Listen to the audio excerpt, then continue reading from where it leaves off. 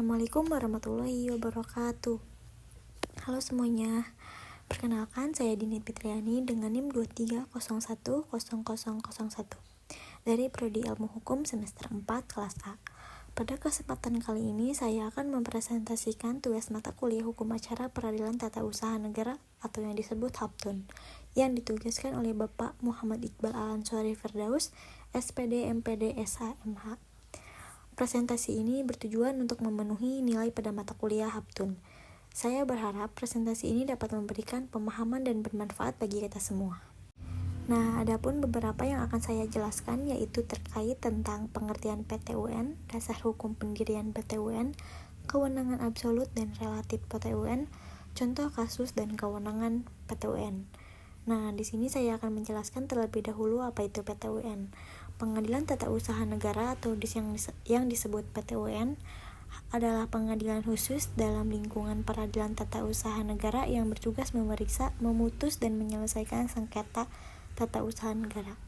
PTUN merupakan badan peradilan yang menjalankan kekuasaan kehakiman bagi rakyat mencari keadilan terhadap sengketa yang timbul dalam bidang tata usaha negara antara orang atau badan hukum perdata dengan badan atau pejabat tata usaha negara baik di pusat maupun di daerah. Sebagai akibat dikeluarkannya keputusan tata usaha negara. PTUN itu singkatan dari Pengadilan Tata Usaha Negara. Bayangkan kalau ada masalah antara kamu dengan pemerintah, misalnya kamu merasa diperlakukan tidak adil dan sama instansi pemerintah. Nah, PTUN inilah tempatnya untuk mengadu dan meminta keadilan. Jadi, PTUN adalah pengadilan khusus yang tugasnya menyelesaikan masalah-masalah antara rakyat biasa atau perusahaan dengan pejabat pemerintah. Misalnya, kalau ada keputusan pemerintah yang merugikan kamu bisa menggugat ke PTUN. Next, apa sih dasar hukumnya? PTUN ini dibentuk berdasarkan beberapa undang-undang. Yang pertama yaitu Undang-Undang Nomor 5 Tahun 1986. Ini yang pertama kali bikin PTUN. Undang-undang ini menjadi landasan utama pembentukan PTUN sebagai lembaga peradilan yang memiliki yurisdiksi khusus dalam menangani sengketa tata usaha negara. Yang kedua adalah Undang-Undang Nomor 9 Tahun 2004. Undang-undang ini merupakan perubahan pertama terhadap Undang-Undang Nomor 5 Tahun 1986 yang memperjelas beberapa ketentuan, terutama terkait kewenangan PTUN. Ini adalah revisi ke-1 yang memperjelas tugas-tugasnya. Yang ketiga ada Undang-Undang Nomor 51 Tahun 2009. Undang-undang ini merupakan perubahan kedua peraturan pemerintah. Ini mengatur tata cara peradilan PTUN secara lebih rinci termasuk prosedur, pengajuan gugatan, pemeriksaan perkara, dan putusan PTUN. Undang-undang ini revisi kedua memperluas kewenangannya. Plus ada peraturan pemerintah dan keputusan presiden yang mengatur lebih detail.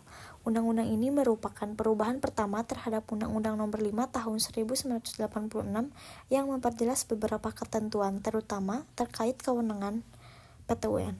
Dan ada juga keputusan presiden. Keputusan presiden digunakan untuk membentuk pembentukan PTUN di daerah tertentu. Misalnya, Keputusan Presiden Nomor 41 Tahun 1996 tentang pembentukan PTUN Jakarta. Nah, di sini juga ada kewenangan PTUN. Kewenangan PTUN dibagi menjadi dua, yaitu kewenangan absolut dan relatif. Nah, saya akan menjelaskan kewenangan absolut terlebih dahulu.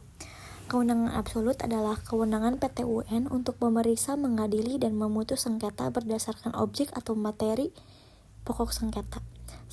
Kewenangan absolut ini tentang jenis masalah apa yang bisa ditangani PTUN, intinya masalah yang berkaitan dengan keputusan pemerintah yang merugikan rakyat. Nah, sedangkan kewenangan relatif adalah kewenangan PTUN untuk memeriksa dan mengadili perkara sesuai dengan wilayah hukumnya. Kewenangan relatif ini tentang di mana PTUN bisa menangani kasus. Setiap PTUN punya wilayah kerjanya masing-masing. Contoh kasus yang bisa dibawa ke PTUN itu ada banyak. Yang pertama itu adalah masalah kepegawaian. seperti pembatalan SK pengangkatan, pemindahan atau pemberhentian PNS, sengketa kenaikan pangkat atau jabatan pegawai negeri, penolakan pengangkatan CPNS. Misalnya, PNS dipecat tidak adil, tidak naik pangkat padahal sudah memenuhi syarat. Yang kedua itu adalah masalah izin, penolakan atau pencabutan izin usaha, sengketa izin lingkungan, dan penolakan izin mendirikan bangunan. Misalnya, izin usaha ditolak tanpa alasan jelas, izin mendirikan bangunan dicabut sepihak. Nah, yang ketiga, masalah tanah. Penolakan atau pembatalan sertifikat tanah, sengketa ganti rugi, pembebasan tanah untuk kepentingan umum, penolakan permohonan hak atas tanah. Misalnya, sertifikat tanah dibatalkan, ganti rugi tanah untuk proyek pemerintah tidak sesuai. Yang keempat adalah masalah pendidikan, penolakan ijazah atau sertifikat pendidikan, pembatalan kelulusan ujian negara, sengketa akreditasi lembaga pendidikan. Misalnya, ijazah tidak diakui, kelulusan dibatalkan tanpa alasan yang tepat. Yang kelima ada masalah pajak, keberatan atas penetapan pajak daerah, sengketa retribusi daerah, penolakan restitusi pajak. Misalnya, pajak ditetapkan terlalu tinggi, pengembalian pajak ditolak. Yang keenam ada masalah kependudukan, yaitu penolakan penerbitan KTP, KK, atau akte kelahiran. Sengketa perubahan status kependudukan, misalnya KTP ditolak, akte kelahiran tidak diterbitkan. Nah, jadi PT-UN adalah pengadilan khusus yang menangani sengketa antara masyarakat dengan pemerintah terkait keputusan tata usaha negara.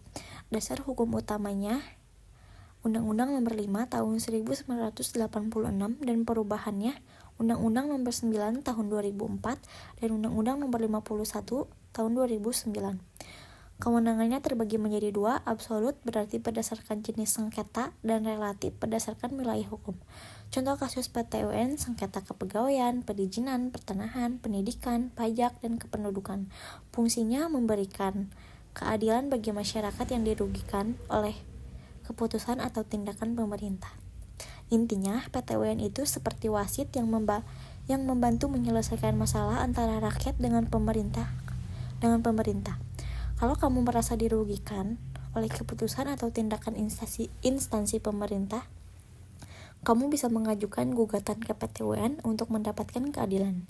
Jadi PT-UN ini penting banget untuk melindungi hak-hak rakyat dari kemungkinan penyalahgunaan wewenang oleh pemerintah. Demikian presentasi yang dapat saya sampaikan. Saya berharap video ini dapat memberikan pemahaman yang lebih baik dan bermanfaat bagi kita semua. Terima kasih atas perhatiannya. Mohon maaf apabila ada kekurangan dalam penyampaian materi ini. Wassalamualaikum warahmatullahi wabarakatuh.